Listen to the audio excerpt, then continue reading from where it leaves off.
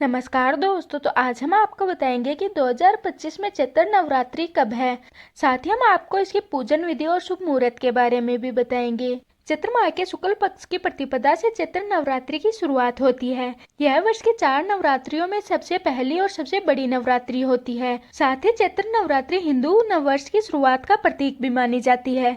और चैत्र नवरात्रि में 9वें दिन रामनवमी मनाई जाती है और उसके पहले अष्टमी रहती है, जिसका खास महत्व माना गया है।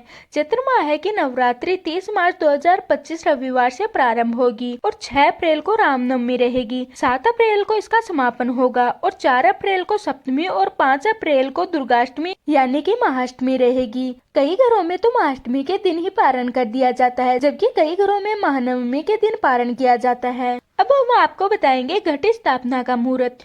घट स्थापना का मुहूर्त 30 मार्च 2025 को सुबह 6:13 से लेकर सुबह 10:22 तक है। वहीं घट स्थापना का अभिजीत मुहूर्त दोपहर को 12:01 से 12:50 तक है और अष्टमी तिथि का मुहूर्त 5 अप्रैल को शनिवार को शाम को 7:26 तक है। साथ ही अष्टमी के दिन कन्या भोजन भी कराया जाता है। अष्टमी पर 9 कन्याओं को भोजन कराने के बाद छोटी कन्याओं को छोटे छोटे पर्स और दक्षिणा रखकर लाल रंग के किसी भी गिफ्ट के साथ भेंट की जाती है।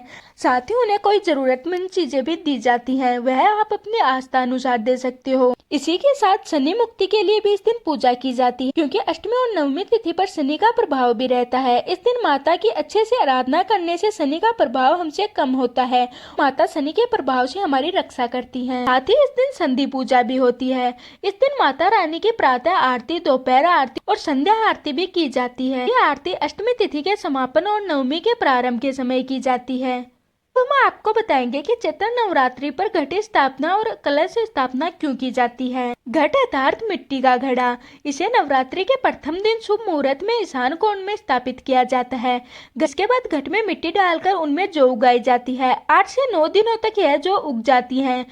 इसके बाद इस पात्र को माता दुर्गा की प्रतिमा के समक्ष स्थापित किया जाता है और इसके बाद इसका पूजन किया जाता है। नवरात्रि के समय ब्रह्मांड में उपस्थित शक्तियों का घट में आह्वान करके इसे कार्यत किया जाता है, क्योंकि इससे घर की सभी नकारात्मक ऊर्जा नष्ट हो जाती है तथा घर में सुख समृद्धि का वास होता है।